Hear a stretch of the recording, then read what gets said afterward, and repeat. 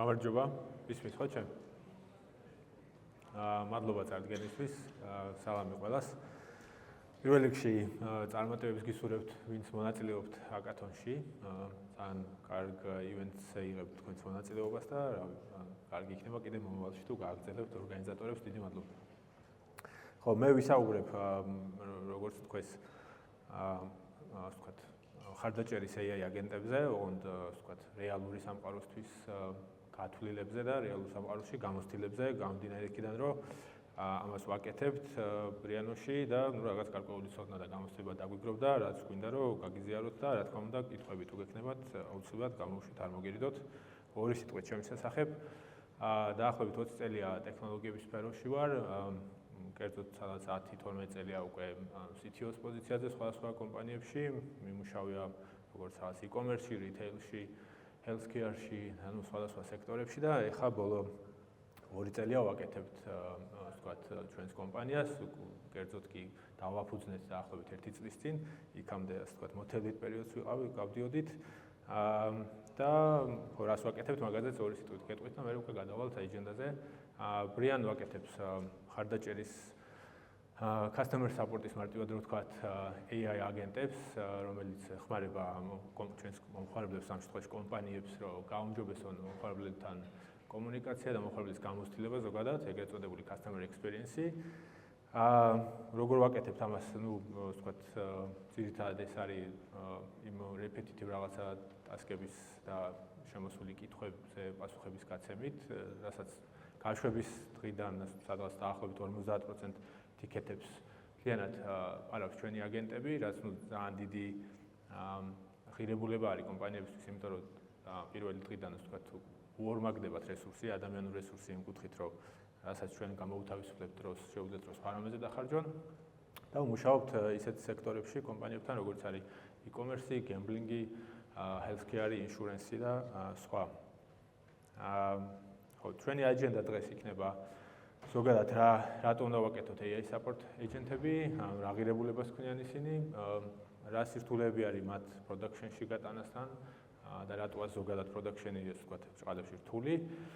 prompt engineering-ზე, როგორც ასე ვთქვათ, ცალკე მყოფ ინსტრუმენტზე, რომელიც ძალიან მნიშვნელოვანი არის ამ ყველაფერში, ტესტირებაზე, ასევე სამწუხარო ფაქტზე, რომ საკმაოდ დიდი რაოდენობის პროექტები AI-ში დღესდღეობით fail-დება და მაგაზე ვისაუბრებთ, რატო fail-დება და რა თქმა უნდა, გვექნება კითხვა-პასუხის სესიაც, სადაც ნებისმიერ კითხვას მივიღებთ და ვუპასუხებთ. ხო, რა ვთქვათ, ორი სიტყვით, ასე ვთქვათ, რა ღირებულებას ქმნის AI მხარდაჭერის აგენტი ამ შემთხვევაში კონკრეტულად. გარდა რამდენიმე აქ რაც არის ნაჩვენები, რაც ძალიან ისეთია, ცალსახა, ეს არის რომ 24/7-ზე მუშაობს რაღაცა არ იღლება, შობულებაში არ გადის, საუბრობს ყველა ენაზე, თითქმის ყველა ენაზე. და რაც ყველაზე მთავარია მომხმარებლებისთვის, ანუ როცა უშუალოდ მე მაქვს შეხება ამ აგენტთან, ის არის რომ იმის ნაცვლად რომ რაღაც 5 წუთი ან 20 წუთი ველოდო ოპერატორს რომ მიპასუხებს, მაქსიმუმ 5 წამში უკვე გაქვთ პასუხი. ეს თან ანუ რეალური ციფრები და რიცხვებია ჩვენი კომპანიების, ასე ვთქვათ, кейსებიდან გამომდინარე, ვისთანაც ჩვენ მუშაობთ. სადაც საშუალოდ 5-10-20 წუთი სადაც იყო ლოდინი, ჩამოვიდა 5 წამამდე, რაც ვთქვათ, ფანტასტიკურია მომხმარებლებისთვის უშუალოდ და თვითონ კომპანიისთვისაც საბოლოო ჯამში, ხო? ასევე სად ქმნის ღირებულებას, ხო? ქმნის ღირებულებას იმ რაც შედარებით მარტივი, მაგრამ დიდი ოდენობით შემოსული კითხვების კუთხით ან რაღაცა repetitive ტასკების ავტომატიზაციის კუთხით, ხო, რომელიც შეიძლება იყოს მომხმარებლის მიმართ, ასე ვთქვათ, გამოდგმული ან თვითონ call center-ის თანამშრომლებისთვის სიტყვაზე. ეგეთი ერთი მაგალითი რო გითხრათ, აი call center-ის თანამშრომელს ერთ-ერთ კომპანიაში უწევდა, რომ საუბრის შემდეგ ამ ყველა, ასე ვთქვათ, conversation-ის, თითოეული conversation-ის კატეგორიზაცია გაეკეთებინათ, ან რაღაცა 400 კატეგორიიდან უნდა აერჩიათ რომელი ერთი ასე ვთქვათ, ეს ადაგებოდა ამ საუბარს, ამას ახლა მთლიანად AI აკეთებს, ანუ მანდაც ასე ვთქვათ, ძალიან გამოადგათ ეს ყველაფერი. და თავისთავად ჩვენი ამოცანა და მიზანი კომპანიებთან ერთად რასაც ვაკეთებთ არის, რომ ადამიანებს, ვინც მუშაობს ხარდაჭერის ასე ვთქვათ, მიმართულებით, შევუქმნათ მეტი დრო და გამოუთავისუფლოთ უფრო მეტი დრო, რათა უფრო საინტერესო кейსებისთვის, უფრო რთული кейსებისთვის, უფრო კრეატიული кейსებისთვის დარჩეთ დრო და დანარჩენი რაღაცა შედარებით მარტივი საკითხები მთლიანად ჩამოვაშოროთ და გავაკეთოთ ამის ასე ვთქვათ ავტომატიზაცია AI-ის მეშვეობით. და მესამე კიდე ძალიან მნიშვნელოვანი არის ხოლმე ასე ვთქვათ სკეილინგი AI გვაძლევს საშუალებას, ну ზოგადად software და შემთხვევაში AI რომ დაუშვათ გავზარდოთ ჩვენი რესურსი, ასე ვთქვათ, წრფივად თანამშრომლების გაზრდის გარეშე რა. სიტყვაზე ჩვენს მომხმარებელ კომპანიებს აქვთ ხოლმე რაღაცა აქციები, რომელიც იწვევს, ასე ვთქვათ, მოიხმობს 10 ჯერ მეტ გამოხმაურებას მომხმარებლების მხრიდან, ვიდრე სტანდარტულ დღეს და მათი call center-ი გათვლილია სტანდარტულ დღეზე რომ იმუშაოს კარგად და შესაბამისად 10 ჯერ და 20 ჯერ მეტი მომხმარებელი გულისხმობს, რომ შემდეგ პრობლემები ან დაგვიანებები 20 წუთიდან ადის რაღაც 1 საათზე, 2 საათზე და ხანდახან საერთოდ უპასუხო რჩება ხოლმე ადამიანის კითხვა. AI გვაძლევს საშუალებას, რომ ეგ ყველაფერი ასე ვთქვათ მაქსიმალურად შევამციროთ და ყველაზე დიდი დარტყმა ასე ვთქვათ პირველი ხაზი რადგან AI მიიღოს, მოაგვაროს ეს დიდი ნაწილი ასე ვთქვათ საკითხების და შემდეგ უკვე ის არსებული რესურსი დარჩეს რაღაც უფრო რთულ кейსებზე, რომელიც მართლა საჭიროებს ადამიანის ჩართვას რა. ну რადგან თქვით რა ღირებულებას ქმნის AI მხარდაჭერის აგენტები, რა თქმა უნდა კიდე ბევრი არის, ახლა ყველაზე ვერ ვისაუბრებთ. თქვათ, ანუ რატო არის რთული მათი კეთება ზოგადად და ანუ რა ახლავს production-ზე, ასე ვთქვათ, გატანას რაღაცის, რა სირთულეები ახლავს მთელ მსოფლიოში და ჩვენთანაც საქართველოში მათ შორის რა. ასე ვთქვათ, პირველი სირთულე თვითონ production-ზე გატანის არის ის თუ რამდენად მარტივია დემოს გაკეთება რა. იმიტომ რომ ეხლა დღევანდელ სამყაროში ყველა მიცით ალბათ და გაიკეთებიათ ბევრი რაღაცა პატარ-პატარა პროტოტიპი AI-ის მეშვეობით, რაღაც 1 საათში, 1 დღეში, 2 დღეში, აბა მაქსიმუმ დახარჯოთ 1 კვირა გააკეთოთ რაღაცა სუპერ გადასარევი პროტოტიპი, მაგრამ ეს პროტოტიპი ანუ არ არის თავისთავად გათვლილი production-ისთვის უმეტეს შემთხვევაში და ერთგვარი ასე ვთქვათ მახე არის კომპანიებისთვის, რათა იფიქრონ, რომ რადგან ეს ყველაფერი ამდენი რაღაცა 1 კვირაში გავაკეთეთ, 3 კვირაში ან 1 თვეში გავაკეთებთ რაც საჭიროა რეალურად რა. მაგრამ აი ეს ჩარტი აჩვენებს ეს ანუ ერთ-ერთი კვლევიდან არის მოტანილი, რომ 80%-დან რაც ასე ვთქვათ, 80%-ს ვეძახით ჩვენ ზოგადად შეთანხმდა მთელი მსოფლიო, რომ რაღაცა დემო არის 80%-იანი, რაც ბევრ რაღაცას აკეთებს, მაგრამ იმ მნიშვნელოვან 20%-ს არ აკეთებს, რაც ძალიან მნიშვნელოვანია. 80%-ზე მისასვლელად რაც დაგვჭირდა, იმაზე 16 ჯერ მეტი რესურსი დაგვჭირდება, რომ ავიყვანოთ 95%-ზე. 95% რატო? იმიტომ რომ ვიძახით, რომ 100% შეუძლებელია ამ ეტაპზე, ანუ უმეტეს შემთხვევაში LLM-ებზე თუ დააფუძნებთ, ასე ვთქვათ, თქვენ software-ს ან რაღაც გადაწყვეტილებას 100%-იანი შედეგის, ასე ვთქვათ, რომ ელოდოთ, არასწორი არის. და ეგეც რა პრობლემებს იწვევს, ცოტა მოგვიანებით მაგაზეც ვისაუბრებთ. მოკლედ ჩანს, რომ ძალიან რთულია რა, ანუ ეს წრფივად არიზდება და ანუ გაპროდაქშენება რაღაცის არის 16 ჯერ უფრო რთული, მარტივად რო ვთქვათ, ვიდრე უბრალოდ დემო რა. კონკრეტულად კი ანუ ამ ეტაპზე, გაპროდაქშენების ეტაპზე არის მრავალი სახის რაღაც სირთულეები, ხო? რა ვიცი, უამრავი ინტეგრაცია გექნებათ გასაკეთებელი სხვადასხვა სისტემებთან, თქო, შიდა თუ გარე იქნება თუ ამათ შორის ერთმანეთთან. ეს სისტემები რაღაც ყველა კარგი API-ებს არ გვაძლევს, ზოგან რაღაცა 20 წლის წინ დაწერილი API-ა, ზოგან კარგია, ზოგან ცუდია, მე რაღაცა ცვლილებები ჭირდებათ, მოკლედ ერთგვარი ზოოპარკი არსებობს ამ ბევრი სხვადასხვა სახის API-ის ან რაღაცა FTP სერვერების, რომელიც რეალურად მოსაგვარებელი იქნება და მარტივი არ არის მაგაში ნავიგაცია, ისე რომ თან ზოგს შეიძლება ვერც ვცვლით და რას არის იმას უნდა მოერგოთ რა. კიდე ერთი დიდი, ასე ვთქვათ, ნაწილი სირთულე რაც არის მონაცემების სინქრონიზაცია, მონაცემების freshness-ი, ასე ვთქვათ, production-ზე ძალიან მნიშვნელოვანია, ან მომხმარებელს რაღაცას რო იკითხავს მომხმარებელი, რაც ერთ კვირის წინანდელ ინფორმაციას ვერ მივაწვით თუ ეს ინფორმაცია ხშირად იცვლება. ეგეც ვთქვათ ერთ-ერთი მიმართულება, სადაც ბევრი შრომაა საჭირო, რომ ეს ინფორმაცია მაქსიმალურად ახალი იყოს რა. რაც თავისთავად დემოზე პრობლემას არ წარმოადგენს.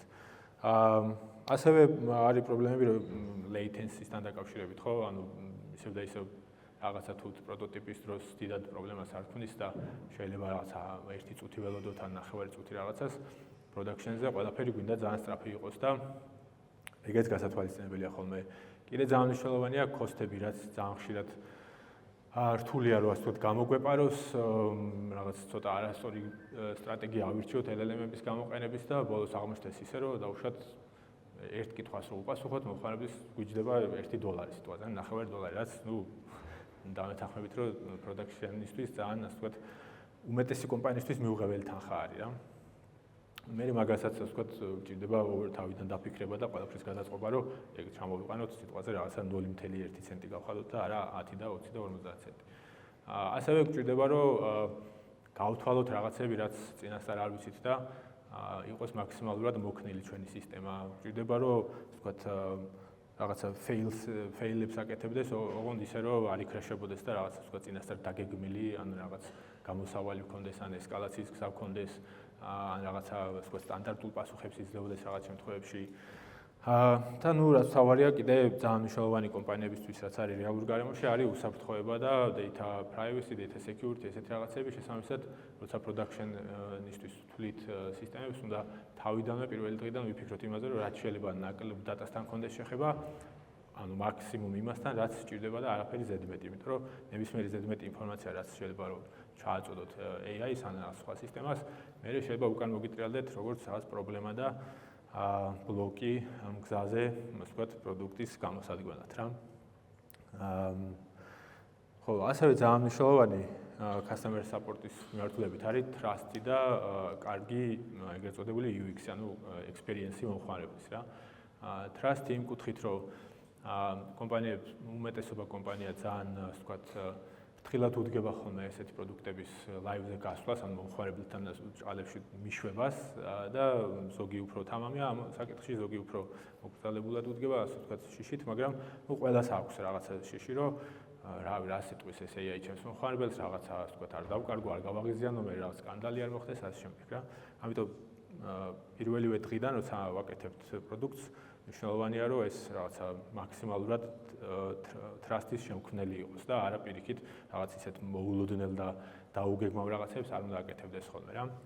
ამიტომ AI-მა, თქვენმა აგენტმა უნდა იცოდეს რა შეუძლია და ამაში confidence უნდა კონდეს, მაღალი confidence უნდა აკეთებდეს ამას და ასე უნდა იცოდეს რა არ შეუძლია და ამ შემთხვევაში უნდა კონდეს რაღაცა გამოსავალი რა, რომ ერთ შემთხვევაში შეიძლება იყოს, რომ ადამიანი ჩავრთოთ პროცესში, ანუ handover-ი გავაკეთოთ, რაც ჩვენ შემთხვევაში ძირითადად ესე არის ხოლმე, ან რამე სხვა გამოსავალი შევთავაზოთ და მაგალითად რაღაცა არ მოვატყუოთ, რაც ძალიან დიდი გამოწვევა LLM-ების გამოყენებისას, ჰალუცინაცია, სადაც რა ვიცი, რაღაც შეიძლება მოიგონოს ისეთი თუ არ გვაქვს კარგად დაზღვეული, რომ აბსოლუტურად არასწორი ინფორმაცია მივაწოდოთ, რაც მერე შეიძლება უამრავი პრობლემა ამან შექმნას რა, ანუ მომხმარებელთან ურთიერთობაში.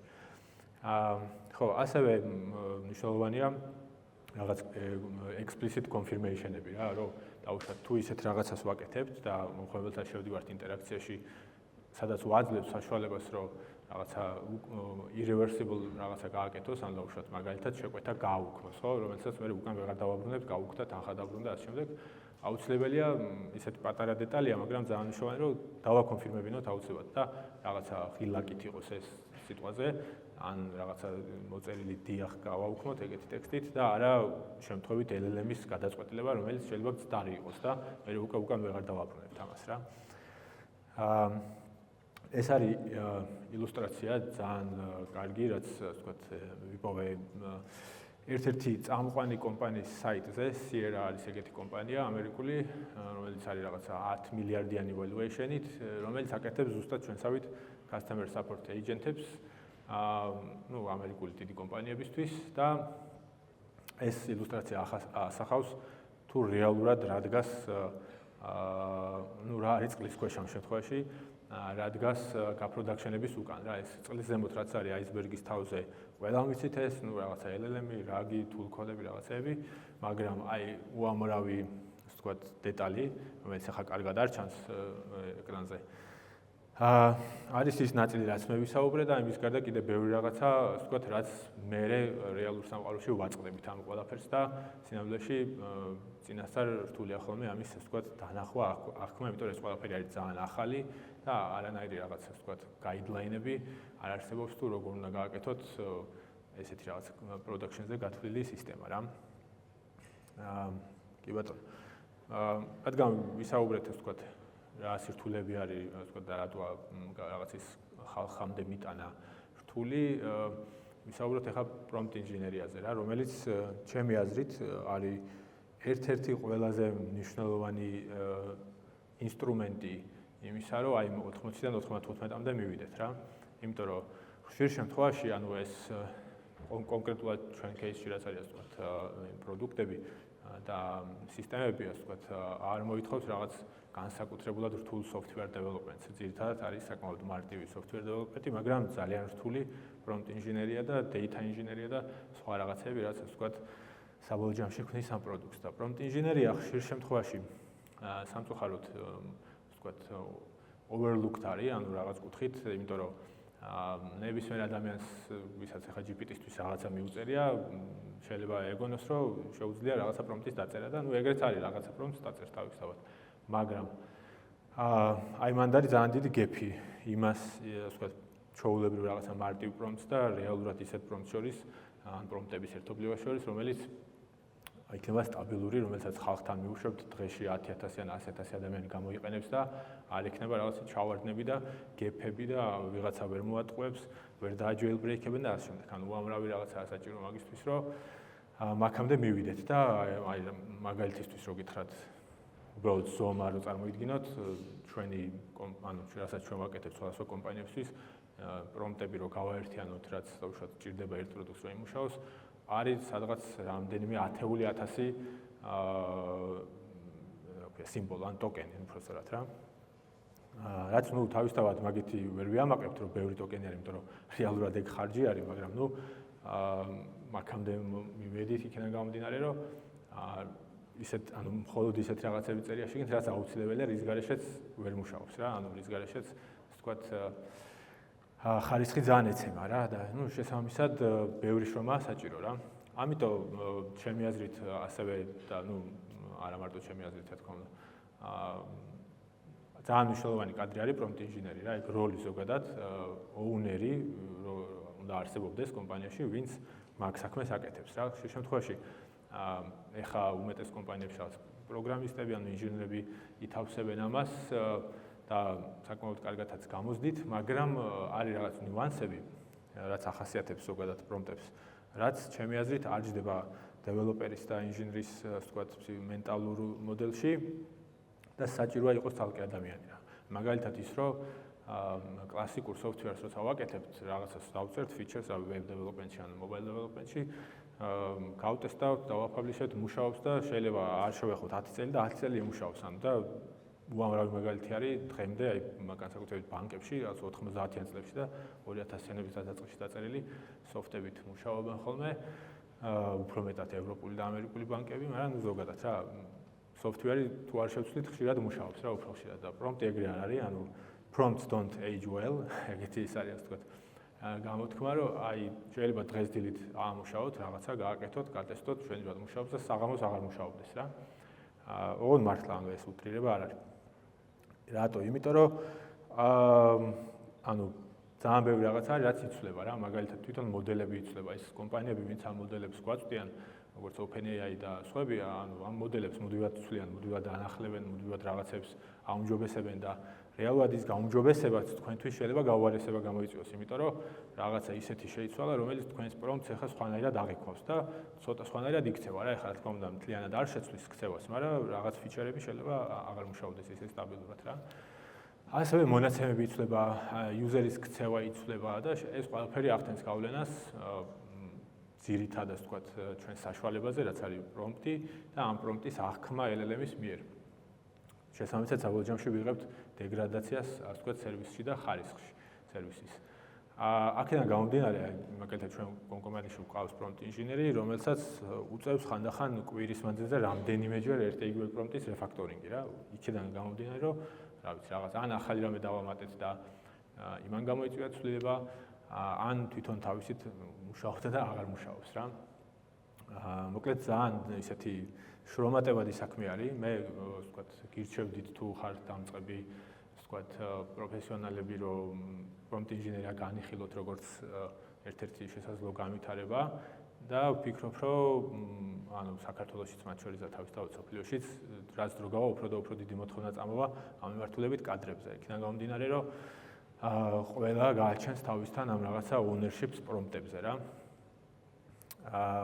ხო, და ნუ აქვე მიწერია ბოლოში, რომ ხანდახან ცოტაც არის ხოლმე რა, ასე ვთქვათ, შეუმჩნეველიც არის ხოლმე რა პრომპტ ინჟინერიის საქმე, იმდენად ბევრი პატარ-პატარა რაღაცა ცვლილება შეიძლება გააკეთოს, რომელიც აი მიზერული რაღაცა სიტყვები გადაანაცვლოს ან რაღაცა აწიოს ჩამოწიოს, რომელიც ანუ გარედან არ ჩანს, მაგრამ აი მთელი დღე შეიძლება იყოს რაღაცა ჩართული ამაში ვიღაცა, ვინც გარედან არ ჩანს რა. ხო, ну ძალიან მნიშვნელოვანი ასევე პრომპტ ინჟინერიის დროს ასე ვთქვათ, კონტექსტ Windows მართვაც რა, იმიტომ რომ ვიცით რომ დღესდღეობით და დიდი ალბათობით საკმაოდ დიდი ხანი მომავალშიც კონტექსტ Windows იქნება შეზღუდული და ეგეც ასე ვთქვათ პრომპტ ინჟინერიის და პლუს software development-ის რაღაც იმებს მოითხოვს ტექნიკებს რომ მართოთ, მაგალითად რომ არ მივიღოთ რაღაცა lost in the middle პრობლემა, რომელიც არ ვიცი თუ არა, მაგრამ ესეთი უცნაური პრობლემა აქვს LLM-ებს, რომ რაღაცა დიდი სისტემური პრომპტი რო ქონდეთ, იმის შუა ნაწილს უფრო ნაკლებ ყურადღებას უთმობს, ვიდრე უშუალოდ თავს და ბოლოს. და შესაბამისად, რაღაცა მაინც უნდა ეწეროს შუაში, ხო? ცარიელს ვერ დავტოვებთ, ანუ რაღაცა უნდა გავიმეტოთ რაღაც ფუნქციონალი იმისთვის, რომ მოხდეს შუაში და ნუ ამისთვისაც პრომპტ ინჟინერია საჭირო, რომ ეს ყველაფერი კარგად ვთქვათ, აწონდაწონოს, გატესტოს და ნახოს რა ჯობს რა. ამის გამო გვიწევს დაუშვათ ისეთი რაღაცების კეთებაც პრომპტ ინჟინერიაში, რაც პროგრამირებაში ითვლება ცუდ პრაქტიკად და ანუ მიუღებელია რომ რაღაცები დუბლირება ვაკეთოს და 2-გან და 3-გან გვეწეროს ერთ იგივე კოდი, იქ მიუღებელია, მაგრამ აქ გვიწევს ეგეთ რაღაცების კეთება, იმიტომ რომ ნუ ჯერჯერობით ისევ და ისევ ახალგაზრდა ტექნოლოგიაა და რაღაც ეგეთი უცნაური ჭალებში ბინძური რაღაცების კეთება შეიძლება გახდეს საჭირო იმისთვის, რომ საბოლოო შედეგს მიაღწიოს. თავი რაც არის ის, რომ სისტემა მიმუშაოს სტაბილურად და მომხმარებელს შეუქმნას რაღაცა ღირებულება რა. ხო, ну, შესაბამისად ხა რაგი ყველა მიცით და რატომ უნდა გამოიყენოთ და უბრალოდ არ აიღოთ და რაღაცა მთელი ფაილები ჩატენოთ იმაში, რა ქვია, კონტექსტში, ну, მარტივია ეგ ალბათ არ სჭირდება ახსნა, იმიტომ რომ ძალიან არაეფექტური და ხარჯიანი იქნება და ხშირ შემთხვევაში შეუძლებელი, როცა დიდი დატა გვაქვს. კიდე, ну, აქაც საუბარია რაღაცა ტექნიკებზე, რაც შეიძლება პროდაქშენისთვის გამოგადგეთ, არის რაღაცა რაგის მიმართულებით ერთგვარი ხრიკი, ანუ სემანტიკური დეფრაგმენტაციის, რომელიც გაძლევთ საშუალებას, რომ მომხმარებელი ან თუ რაგს იმისთვის იყენებთ, რომ მომხმარებელმა რაღაც კითხვა დასვა და ამის პასუხი იპოვოთ ფაილებში. დეფრაგმენტაციით შეგიძლიათ, რომ ვთქვათ, ეს პასუხი, ეს კითხვა უფრო ვთქვათ, გადაწეროთ, გაამრავალფეროვნოთ და გაზარდოთ თქვენი შანსი, რომ რეალურად სემანტიკურად მიაგნოთ მის, ვთქვათ, სასურველ პასუხს დატაში უფრო დიდი ალბათობით რა. ასევე ეგეთი ვთქვათ, ხრიკები არსებობს კიდე რაგში და ზოგადად ინფორმაციის გადინამიურებაში, როგორც არის რაღაცა ვთქვათ, custom tag-ების შემოღება რა. ანუ ჩვენ გარდა იმისა, რომ უბრალოდ ინფორმაცია გვიდევს ფაილებში, ტექსტურ ფაილებში ან სადმე სხვაგან, ეს ინფორმაცია შეიძლება გავხადოთ ცოტათი უფრო მოქნილი და უფრო დინამიური რა, მაგალითად რაღაც გვაქვს ეგეთი кейსი, ანუ ესეც ვთქვათ, რეალური სამყაროდან გამომდინარე გახდა საჭირო და მაგიდან მივედით მაგამდე, რომ დაუშვათ არის რაღაც ინფორმაცია, რაც ანუ მომხმარებელს ვერ დაუმალავთ, მაგრამ არც ისეთი ინფორმაცია არ არის, რომ რაღაცა ამ ვიყვიროთ, რომ ანუ მარკეტინგულად კარგად არ ჟღერს რა. და მაგრამ თუ ვინმე იკითხავს, უნდა აუცილებლად უპასუხოთ, არ შეიძლება რომ მოვატყუოთ, ხო?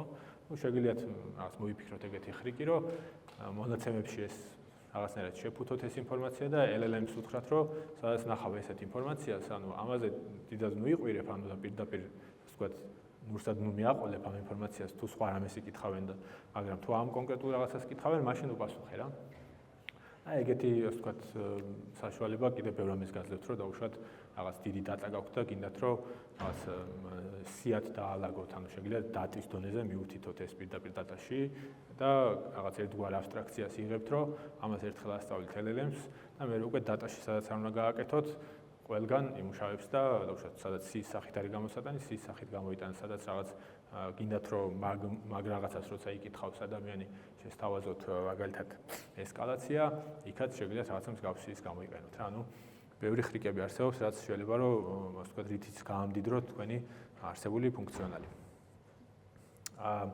აქ არის ძალიან ისეთი ფსევდო მაგალითი, ორი ცალი, ერთ იგივე საქმის, ვთქვათ, მისაღწევად, როგორ გამოიყურება ბჭყალებში ცუდი პრომპტი და კარგი პრომპტი რა.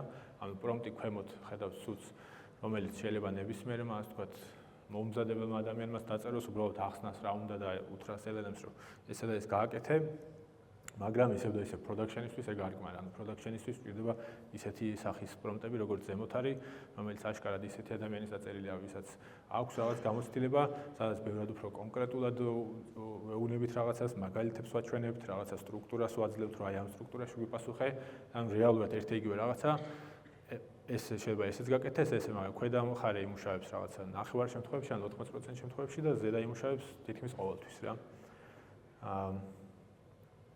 ხო.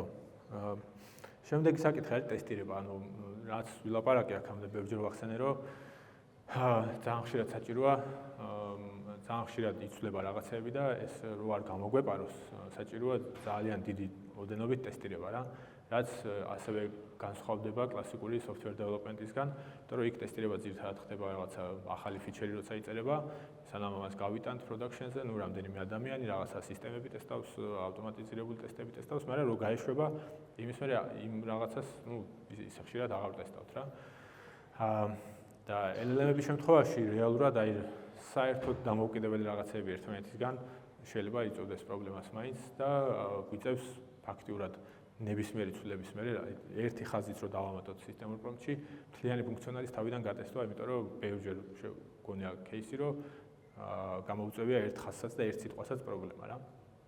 აქ ვერანაირად ვერ გავიქცევით, ანუ მანუალურ ტესტირებას, თავიდან ყველაფერი მაგეთი უნდა დაიწყოს, ასე ვთქვათ, უბრალოდ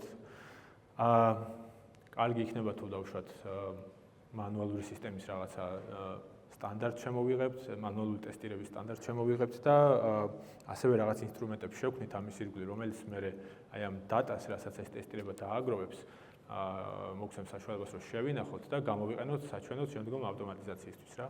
მაგალითად ჩვენ ესე ვაკეთებთ, რომ მანუალური ტესტირების დროს უსვავთ ხოლმე 1000-ობით კითხვას, ამ კითხვებისგან შემდეგ ასე ვთქვათ, ისეთ კითხვებს, რომელიც განსაკუთრებით საინტერესო კითხვებია, რაღაცა challenging კითხვებია, რთული კითხვებია, საინტერესო კითხვებია.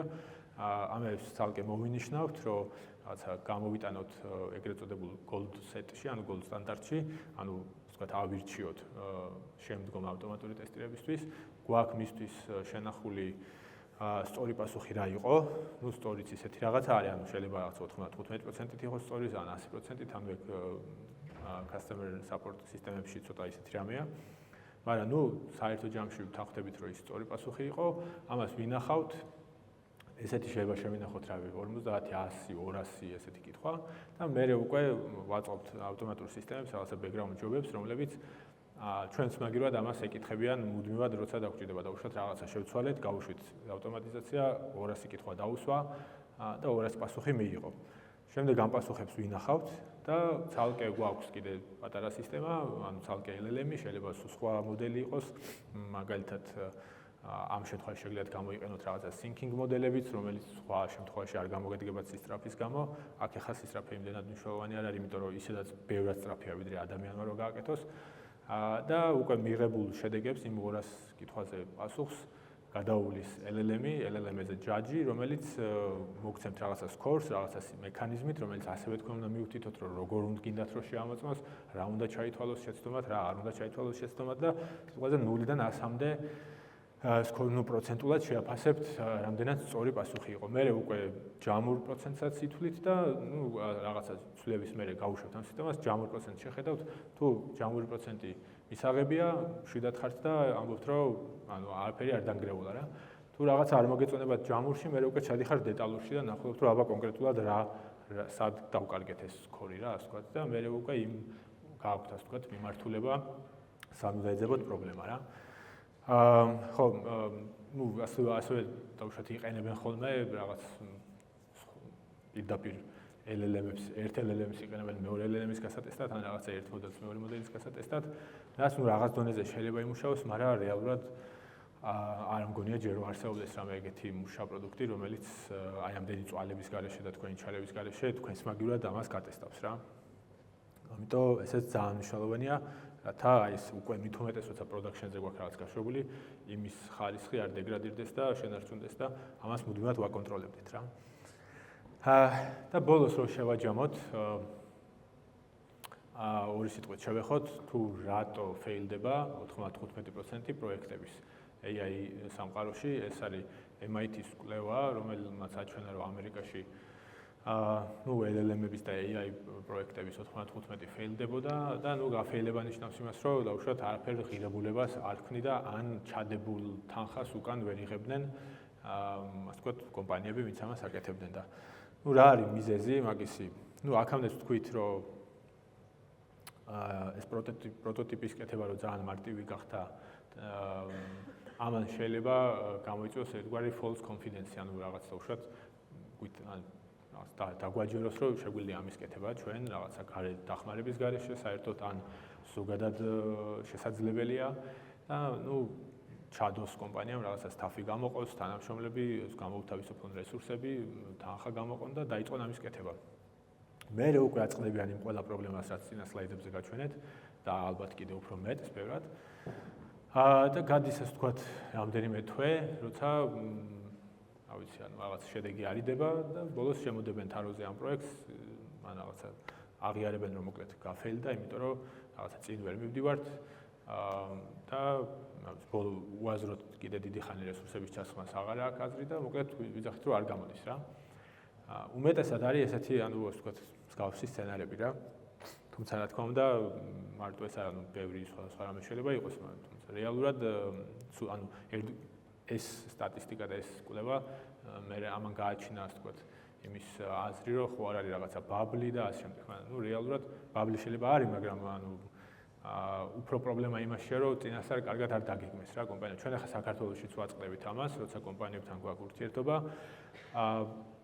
ბევრი ვერ იგებს კარგად, ბევრი კომპანია და განსაკუთრებით კომპანიების მენეჯმენტი, რომელიც ესე ხელდახელ შეხება არ აქვთ სისტემთან, რა შეუძლია რეალურად LLM-ს და რა უნდა გამოიყენოთ LLM-ი რა. შესაბამისად, რომ არ აღმოჩნდეთ ამ 95%-ში და იყოთ იმ 5%-ში, რომელიც წარმატებულია. პირველ რიგში ეგ უნდა შეაბაზოთ, რომ ანუ რაც არის თქვენი ამოცანა, საერთოდ კავშირში არის თუ არა LLM-თან და შეიძლება თუ არა აი ამ ამოცანას, ამ პრობლემას მიუდგეთ ამ ტექნოლოგიით და იქნება სულ სხვა ტექნოლოგია ჭირდება რა. პირველი და მთავარი ეგ არის. მაგის მერე უკვე როცა დავუშვათ ვინმე გამოცდილი ადამიანი ამას გეტყვით, იმიტომ რომ შეიძლება თიმში არ ყავდეს კომპანიას საკმარისად გამოცდილი ამ მიმართულებით, გამომდინარე ამ მიმართულების სხვა სიახლისგან. შემდეგ უკვე მოდის ეს საკითხები, რომ რა ვიცი, ანუ ბიუჯეტის დათვლა, რაღაცა security კონცერნები შეიძლება გამოდის, მაგრამ რაღაც ისეთ ზვირიჟდება, რომ აზრი არ აქვს, ანუ უამრავი რაღაცა საფეხური უნდა გაიაროთ, როცა რაც ასე ვთქვათ გაფილტრავს იმას, რომ აზრი არ აქვს ამის კეთებას თუ არ აქვს ამის კეთებას აზრი რა. ამის გარდა მე თავისთავად სხვა ყველა წესი უნდა იყოს software პროექტები, ისედაც ბევრი ფეილდებოდა ყოველთვის. მე თუ სწორად მახსოვს, რაღაც 70 თუ 80% დიდი software პროექტების ფეილდებოდა მუდმივად, ბევრი მიზეზის გამო და ეგ მიზეზები ისედაც აქაც არსებობს რა და ამ იმის გარდა კიდე სხვა მიზეზებია, რომლებიც კერძოდ LLM-ს ეხება რა. ეგ არის პრინციპში დღეისთვის, რაც მინდოდა რომ მეთქვა თქვენთვის და თუ რაღაც კითხვები გაგიჩნდათ, შეგიძლიათ გამოუშვათ, თუ არა და მეც აქვე ვიქნები შემდეგ და ვინც ვერ მოასწრებთ კითხვების დასმას. მადლობა, პირველ რიგში ძალიან საინტერესო იყო.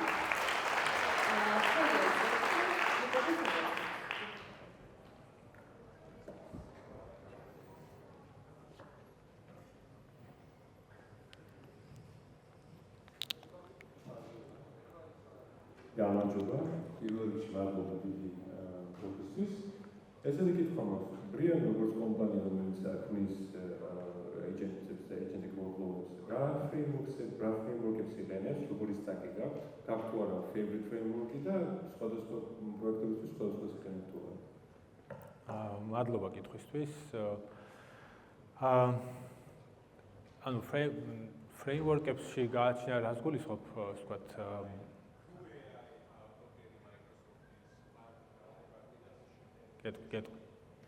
მადლობა კითხვისთვის.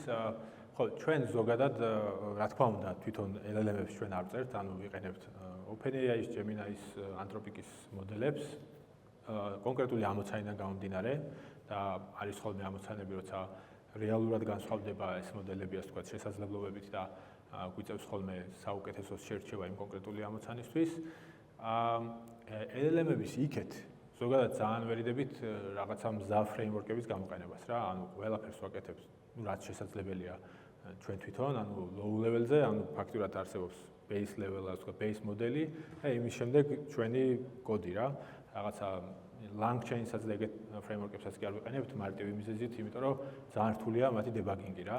ანუ ჩვენ როცა საკუთარ კოდში რაღაცა შეცდომა გვაქვს, ბევრად მარტივად შეგვიძლია ვიპოვოთ, ვიდრე ვიღაცა სხვის კოდში რა, რომელიც შეიძლება იყოს framework-ი და ისეთი რაღაცები, როგორც რაღაც დაუშვათ N8-ი და ეგეთაც საერთოდ არ ვიყენებთ ანუ მას რაღაცებს. მაქსიმალურად ცოტა, ასე ვთქვათ, ისინი გვაქვს რა, წერტილები, სადაც შეიძლება რაღაცა გაფუშტდეს. ანუ ეს არის მოდელი, ჩვენი პრომპტი, ჩვენი კოდი Python-ზე და რაღაცა ბაზა, სადაც რაღაც ინახება. მეტი თითქმის არაფერი.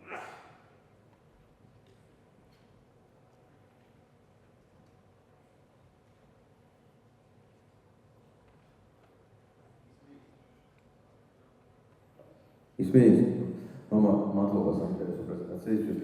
მე მაინტერესებს თქვენ როგორ აზღოთ მომხმარებლის ინტერაქციის დროს რაღაც edge case-ებს რა, აი მაგალითად რაღაცა ისეთი request-ი წარმოვიდა მომხმარებლისგან, რომელიც თქვენ system prompt-ში გათვალისწინებული არ ჰქონდათ რა და რაღაც გადაწყვეტილების მიღება უწევს conversation agents, რომელიც რაღაცა არ იყო გათვალისწინებული და თუ ქონიათ რა მსგავსი ინციდენტი თუ შეიძლება რომ დავაყოთ რა. ხო, მადლობა, ძალიან საინტერესო კითხვა ეგეც.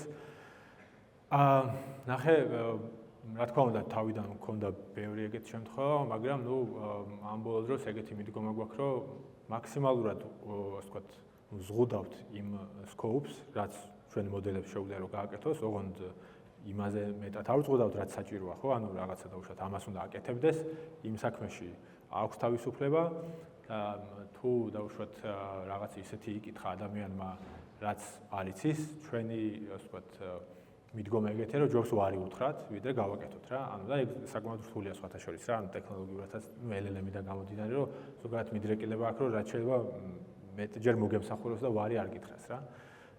შესაბამისად, ხო, სხვადასხვა guardrail-ებით და ეს scope-ის შეზღუდვით ვაზღობთ მაგას, თუმცა რა თქმა უნდა 100%-ით ვერ ვაზღობთ, რაღაც кейსები არის და მე რაც მნიშვნელოვანია არის, რომ მუდმივი მონიტორინგი ხდება რა, ანუ ის კომპანიები, ვინც ამას შემდეგ ნერგავენ, თვითონაც ამონიტორინგებენ, ჩვენც ამონიტორინგებთ და დრო და დრო თუ გამოიკვეთა რაღაც ისეთი სადღაც რაღაცა თლად კარგად ვერ გააკეთა, მე ამაზე გვაქვს iterაციები, ძირითადად პრომპტების შეცვლით რა და პრომპტ ინჟინერით. ესეთი კითხვა მაქვს, აი პრომპტ ინჟინერის როლთან აკავშირებით, ახსენეთ, რომ პირაში რამდენჯერმე შეიძლება, რომ მოხდეს პრომპტის რეფაქტორინგი და თან პატარა ცვლილებასაც შეიძლება დიდი განსხვავება ჰქონდეს და ანუ ამ ყოველ ცვლილებასთან აუცილებლად ალბათ იგვის თუ არა, აი golden data set-ში ცვლილება და აი როგორ არის ეს პროცესები კავშირი, აი როგორ მაგალითად მაგალითად regression და აუცილებლად ტესტს დაფიქსავ და ხოლმე სისტემურად ხო, ძალიან კაი კითხვა ეგეც. რო გითხარ რომ ახლა ყველა ცვლილებაზე მივდივართ და gold standard კითხვებს ცვლით, ნამდვილად არ იქნება მართალი, თუმცა ზოგადად როგორც ვთქვათ, პრინციპი, იმდენად ბევრი კითხვა შედის ამ gold standard-ში. ანუ ზოგადად პრობლემა არის ხოლმე ამ gold standard-ის შემუშავებაში, რომ ვერ ვიფიქრებთ 200 კითხვა რა შეიძლება რომ დავუსვათ რა. ამიტომ მაგისთვის საუკეთესო გზა მაგის მისაღწევად არის რეალური კითხვების აღება რა. ანუ კომპანიებს ვთხოვთ ხოლმე რომ აი თუ გაქვთ საშუალება მოგვეცით ზუსტად ის კითხვები, რასაც მომხმარებლები კითხულობენ და სხვათა შორის ძალიან კარგი ის არის რა, ასე ვთქვათ, პრაქტიკა, იმიტომ რომ ისეთ რაღაცებს ნახავთ, რასაც ხალხი კითხულობს რა, ვერაზრუს რომ ვერ წარმოვიდგენდით.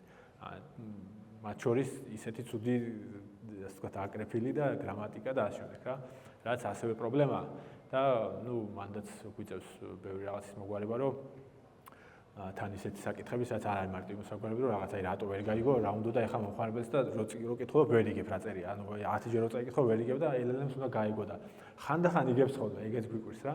ანუ უფრო მივდივართ რაღაც გამოცნობის და ასე ვთქვათ, გარტყმის იმითი რა ქვია, მიდგომით და რაც შენ იკითხე, ანუ ვაახლებ თუ არა, მართალი გითხრა, ესე ვთქვათ, მაგაში ალბათ მოვიკოჭდებთ და უფრო მეტად უნდა ვაქცევდეთ მაგას ყველასას, მაგრამ უბრალოდ იმიტომ რომ ანუ იმდენად ბევრი კითხვა არის, რომ მაინც ფარავს რა რაღაცეებს და ძირითადად თუ რაღაცა რეალური პრობლემა change-ის შემდეგ, ხო? ძალიან მარტივად ჩანს ხოლმე იმ ჯამურის კოდით, რომ დავუშვათ, მუდმივად თუ ქონდა 95, 94, 96 უცებ თუ ჩამოვა 90-ზე, ესე იგი რაღაცა პრობლემა არის რა. აი იქით N8 და Zapier-ი ახსენეთ, N8 უკვე.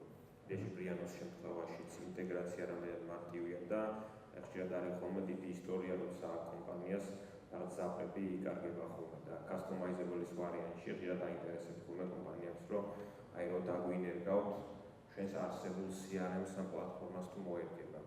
ამ შემთხვევაში თუ არის რაღაცა გადაწყვეტი და ხშირ შემთხვევაში არის ხოლმე დღეს ROI-ს და იმის შიში, რომ რატომ უნდა დამიგერგო. მოერგება ჩემს უფრო ხოლმე გამართულებს საქმეს. აი მაგ პრობლემას როგორ შეიძლება რომ თავგავარდოთ. ეგეც ძალიან კაი კითხვა. კი, ზოგადად კომპანიებს, ან ჩვენ ბრიანოში მუშაობთ როგორ რომ რაღაც ერთი გამზადებული პროდუქტით არ მივდივართ თქო მომხმარებელთან, იმიტომ რომ შეუძლებელია რა, ვერ შექმნი რაღაც ისეთ პროდუქტს, რომელიც ამ სფეროში გამოადგება ყველას ერთნაირად რა. ამიტომ გვაქვს უბრალოდ შეზღუდული სკოუპი, რაზეც ვმუშაობთ, ანუ ჩვენ ახლა მაგალითად ვიღაცამ რომ დაგვიკვეთოს, არ ვიცი, მობაილ აპლიკაცია, იმას რა თქმა უნდა არ გავაკეთებთ. მუშაობთ კონკრეტულად customer support და ასევე შიდა support tool-ებზე კომპანიებისთვის და რაც თავისთავად ნიშნავს იმას, რომ ყველა კომპანიასთან გვაქვს აბსოლუტური თავისუფლება და ასე ვთქვათ, მათთვის მიცემული პირობა, რომ ნებისმიერ შიდა სისტემასთან დავინტეგრირდებით, თავარია დაინტეგრირებადი იყოს ეს სისტემა და ჩაკეტილი სისტემა არ იყოს. და ამასთან ხშირ შემთხვევაში ვაკეთებთ ხოლმე უსასყიდლოდ რა, ანუ ეს setup fee არ გვაქვს ხოლმე, იმიტომ რომ ეგ რადგან რაღაც ის არის, ასე ვთქვათ, გადასალახი საკითხი, მაგაზე ჩვენ ფულს არ ვშოვლობთ რა, ანუ მაგას უბრალოდ გადავლახავთ და მერე იწყება ჩვენი ის, რასაც ჩვენ ვაკეთებთ რა. მადლობა. კიდევ თუ გაქვთ კითხვა? ხომ? კაი გამარჯობა. მე ვაკეთე ესეთი კითხვა. წარმოვიდგინეთ თავს, რომ კომპანია ვარ და მჭირდება 200 კითხვაზე შესაბამისი პასუხის გენერება. როგორც კომპანიას თქვენ რაღაცა ფორმატით უნდა მოგაწოდოთ ეს კითხვები, ხო? თქვენ თქვით, რომ მაგალითად, ან საორიენტაციოდ ვიცი, რომ აი ამ 200 კითხვაზე ესეთი კითხვები შემოდის ჩემთან ხოლმე. ეგ არის რაღაც, ხო? და ამაზე პასუხები როგორ გავცე? სავარაუდოდ ვინც კომპეტენციური ხალხია რაღაცა კითხვებზე, იმათმა პასუხიც რო გაცეს და კითხვებთან ერთად იგეც მოგცეთ, შეიძლება იგეც სასარგებლო იყოს, ხო? რაღაცა გაგებით. ეხლა ჩემ კითხვაზეც მივარ რა. ჩავთვალოთ ესეც მოგავა. ანუ კომუნიკაციას კომპანიასა და თქვენ შორის როგორ ანუ რა სისტემიდან როგორ აგვარებთ, რომ აი ეს 200 კითხვა, ამ 200 კითხვაზე ეს პასუხი შეიცვალა ფრონტი, ეხლა თქვენი პასუხები შეიცვალა ესე. ამ პასუხზე ეს ხარვეზი აღმოჩნდა, ან ახალი კითხვა შემოვიდა, რომელიც კომუნიკაციის დროს მოხდა და თქვენთვის საინტერესო შეიძლება იყოს შემდეგ ლევით. აი ამას როგორ აგვარებთ, მოაგვარებთ. გეტყვი. ნახე, შეიძლება ცოტა რაღაც დაბნეულობა გამოიწვია იმან, რომ თქვი რომ რაღაცა კითხვებს, ასე ვთქვათ, gold standards ვაკეთებთ და კითხვებს ვაგროვებთ. სინამდვილეში ჩვენ კომპანიებთან როცა მუშაობთ, კომპანიებს კითხვებს როგორც ესეთი არ ვეუბნებით, ან მაგზით არ მივდივართ, რომ მოდი მითხარი რას გეკითხებიან და ამის პასუხებიც მითხარი და ამას გავწერ. ანუ ეგ ადრეც შესაძლებელი იყო ძველებური ბოტებით. ჩვენ კომპანიებთან პირველ რიგში რასაც ვიწყებთ და ვაკეთებთ არის რომ ვატრენინგებთ მათ თანამშრომლებს data-ს მოგროვებაში რა. ანუ რაც აქვს აქ არ მისაუბრია ბევრი დატაზე, მაგრამ prompt ინჟინერიასთან ერთად ასევე კატასტროფულად მნიშვნელოვანი არის data. ანუ თუ data არ გვაქვს და კარგი ხარისხის, საერთოდ ყველაფერზე ლაპარაკი ზედმეტი არაფერი არ გამოვა რა. და ეს კარგი data და კარგი ხარისხის არის საკმაოდ ისეთი მარტივი არ არის, ანუ არავის არ აქვს ესე გამზადებულად რა. ანუ აქვს რა თქმა უნდა რაღაცა ინფორმაცია თანამშრომლებს, მაგრამ ზოგს რაღაცა თავში აქვს, ზოგს ბაზაში აქვს, ზოგს PDF-ის ფაილში აქვს, ზოგს PowerPoint-ში აქვს, ზოგს რაღაც Excel-ში აქვს. და ნუ ხშირ შემთხვევაში ეგ ფორმატი და ფორმები არა იმდენად გამოსადეგი LLM-ისთვის. ამიტომ ჩვენ იმათ თანამშრომლებს ვატრენინგებთ ხოლმე რამდენიმე ადამიანს, რომ აი რაც გაქვს data, როგორი სახით აჯობებს, რომ მოგვაწოდოს და რაღაცა მაგალითებს ვაჩვენებთ, მე იმათთან ერთად ვაკეთებთ და პირველი პროცესი ეს არის ხოლმე კომპანიებთან, რომ მთელი თქვენი data რაღაც დააკომპილიროთ. ნუ ამ შემთხვევაში საუბარია სტატიკურ data-ზე. ნუ მე არის კიდე დინამიური data, რომელსაც ბაზებიდან და API-ებიდან მოდის, ის უფრო მარტივია იმ კუთხით, რომ უკვე არსებობს API, ან თუ არ არსებობს, გააკეთებენ და ასე ვთქვათ, იმას მოგროვება არ ჭირდება. მაგრამ აი დანარჩენი სტატიკური ინფორმაცია, რაც ხშირ შემთხვევაში მინიმუმ 40-50-60% კითხვების გასაცემად, კითხვებზე პასუხის გასაცემად საკმარისია ხოლმე. ამის, ასე ვთქვათ, მოგროვება ხდება რა. და ხო, ანუ ჩვენ მაგზით არ ვიწყებთ ურთიერთობას, რომ რაღაცა აი ამ კითხვებს უპასუხებს, ამას არა, ანუ იმ დატაში რა ინფორმაციაც არის, იმასთან დაკავშირებით ნებისმიერი კითხვა რაც უნდა დასვა, იმას უპასუხებს რა. უბრალოდ მე ჩვენ უკვე როცა ვტესტავთ მანუალურად, ნუ თავისთავად რაღაცა კითხვა გჭირდება, რომ დაუსვა, რომ გატესტო მუშაობს თუ არა და ну ხშირ შემთხვევაში ეს ტესტერი ან ჩვენ თვითონ რაღაცებს ვიგონებთ, მაგრამ ის უახსენეთ წევან, რომ იმისთვის, რომ კიდევ უფრო მეტად მზად იყოს production-ის, ანუ gap-ი დავინახეთ მანდ, რომ რასაც ჩვენ ვეკითხებოდით, ანუ სულ ერთ იგივე რაღაცებს ვეკითხებოდით, რაღაც შეიძლება 15-20 კითხვა დაგვესვა და ეგ ცალსახად არაა საკმარისი production-ისთვის. ანუ მე მივხვდით, რომ ჯობდა შეგვეხედა დაუშვათ რეალურად ხალხი რას იწერება რა. და სადაც ქონდა საშუალება, გამოვართვით ეს კითხვები just იმიტომ, რომ გვენახა, ასე ვთქვათ, ჩვენ სად ვიყავით და რეალობა სად იყო რა. და მე გავაკეთეთ მაგაზე მორგება და პირდაპირ თუ ქონდა საშუალება, ასე ვთქვათ, თუ გვაწვიდა კომპანია რეალურ кейსებს, იმ რეალურ кейსებს ვიყენებდით უკვე გასატესტად რა. და კიდე ერთი ნაწილი კომუნიკაციაზე რაც იკითხე, როგორ არის, ანუ წეღანაც ნაწილობრივ ახსენე დაუშვათ, რომ გავუშვებთ ეს ხალხი, ვინც დაუშვათ ჩვენთან ურთიერთობს დეიტას მოგროვების ნაწილზე და რაღაცა სხვა პროცესში თანამშრომლობის, ძირითადად ეგენი არიან ხოლმე მე იმათ კომპანიებში ამ სისტემების ექსპერტები რა, ანუ თვითონ ესმით კარგად უკვე როგორ მუშაობს ჩვენი სისტემა რეალურად მათთვის. და მონიტორინგშიც თვითონ არიან ჩართული იმ კუთხით, რომ თუ რაღაცა ხარვეზი იყო, დაუშვათ რაღაცას ვერ უპასუხეთ ან არასწორად უპასუხეთ, იმათგან უკვე მოდის და თვითონაც ხვდებიან უკვე იმდენად დატრენინგებულები არიან, რომ დაუშვათ ხვდებიან, როდის აკლია დატაში რაღაცა რა, ანუ რეალურად აანალიზებენ, რომ ეს რო იკითხა, ამის პასუხი სად მეწერა და თუ არსად არ ეწერა, თვითონაც იციან, რომ დეიტაში უნდა ჩაამატონ და ასე ვთქვათ, ხელახლა ავტვირთოთ ეს ინფორმაცია რა. მე ხა თან მუშაობთ პლატფორმაზე, სადაც ამ ყველაფერს თვითონ გააკეთებენ, აქამდე რეალურად რაღაცა ესე ოფლაინ ვსვლით ხოლმე ფაილებს. თუ ვერ უპასუხე, შეგვიძლია იმას ვქოთ, რა ქვია, გავაგზავნე. აი, გამარჯობა. ესეთი კითხვა მაქვს. პრომპტის რეფაქტორინგის და მინიმალიზაციისთვის რა ჩეკლისტ ვიყვებით ზუსტად? რა ჩეკლისტ? Step by step.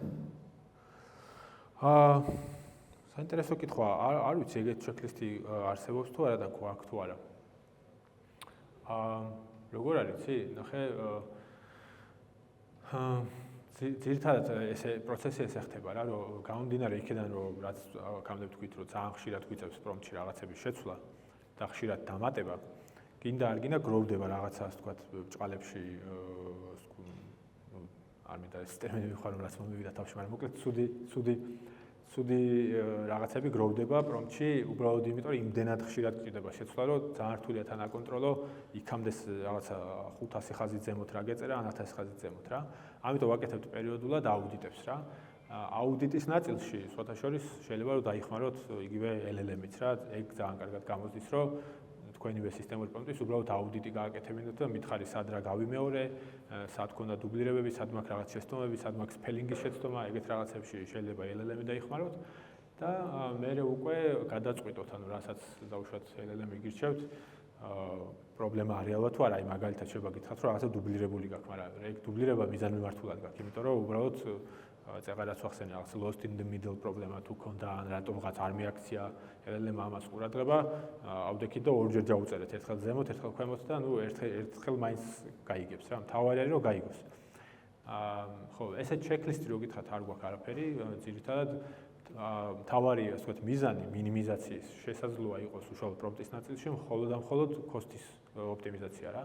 სხვა არაფერი, ანუ სხვა რამე ის არ გვაქვს მანდ რომ მიზანი რომ მაინდამაინც ძალიან მოკლე იყოს რა. რეალურად მანდ ინსენტივი რაც გვაქვს არის რომ რაც უფრო მოკლე არის პრომპტი, უფრო ნაკლებ ტოკენებს დახარჯავს ყოველ იტერაციაზე და რაღაც ეტაპზე როცა მივალთ ისეთ დონეზე რომ ბენჩმარკს აკმაყოფილებს, ამ წინასწარ ვიცით და შეთანხმებული გვაქვს რომ ერთი პასუხის გენერირება უნდა გვიჯდებოდეს ამდენი რა. მაგალითად ჩვენ შემთხვევაში შემიძლია გითხრათ რომ არის რაღაცა დაუშვათ სადღაც 9 ცენტი ერთი პასუხი. თუ ამაში ჯდება იმის იქეთ უკვე აღარ ვიკლავთ ახლა თავს რომ კიდე დავაპატარავთ რა, იმიტომ რომ დაპატარავებას რისკი აქვს რომ არ ემუშაოს რა. ანუ რაღაცა უნდა გქონდეთ თქვენთვის სამიზნე და იმ სამიზნესთან რომ მიხვალთ, მე უკვე გაჩერდეთ, თორე ასე ვთქვათ ისა და მინიმიზაცია კიდე მაგაზე არ გვისაუბრია, კონტექსტის უფრო მნიშვნელოვანი არის რა. ანუ პრომპტს ბევრად ვერ შეამცირებ რაღაცის ქვემოთ, მაგრამ კონტექსტი შეგვიძლია მართო რა. ანუ კონტექსტი გულისხმობს დაუშვათ აი მაგალითად მიმოწერა, ხო? და თუ ეს მიმოწერა მრავალი იტერაციანი იყო, დაუშვათ 10-15 კითხვა-პასუხი იყო კონტექსტში, გინდა არ გინდა გროვდება ბევრი რაღაცა, რაც უკვე ქვევით იმდენად საინტერესო აღარ არის, იმიტომ რომ რაღაცა 10 კითხვის წინ რომ რაღაცა ვიკითხე, ის შეიძლება იმდენად საინტერესო აღარ იყოს, ამიტომ არსებობს სხვადასხვა ტექნიკები, მაგალითად კომპრესია რა, შეგვიძლია ადგენ და რაღაცა ნაწილი იმ მიმოწერის და კონტექსტის დააკომპრესო, დაუშვათ სამერიზაცია გააკეთო და სამერიზაციის სახით შეინახო და არა მთელი მიმოწერის სახით რა. ასევე არსებობს offloading-ი კიდე ეგეთი ბევრად უფრო რთული ტექნიკა არის, როცა შეგვიძლია საერთოდ სხვაგან გაიტანო შენი კონტექსტი რა. ანუ ადგე რაღაცა ოღონდ ეს ეხება ჩვენ დიდად აღჭირდება, იმიტომ რომ არ გვაქვს ახლა კონტექსტები, მაგრამ აი მაგალითად კურსორი და ეგეთი სისტემები იყენებენ მსგავსებას, იმიტომ იქ უზარმაზარი კონტექსტი მინდა გვაქვს და შეიძლება რაღაცა ნაწილი შენი კონტექსტის ადგილ სხვაგან გადაიტანო. შეინახო და ამას უბრალოდ უთხრა, რომ თუ დაგჭირდება, იქიდან უნდა აიღო რა. მაგას ქვია offloading-ი და ეგეც ძალიან ეფექტურია, ოღონდ ტექნიკურად საკმაოდ ის არის რა, რთული არის მაგის კარგად გაკეთება.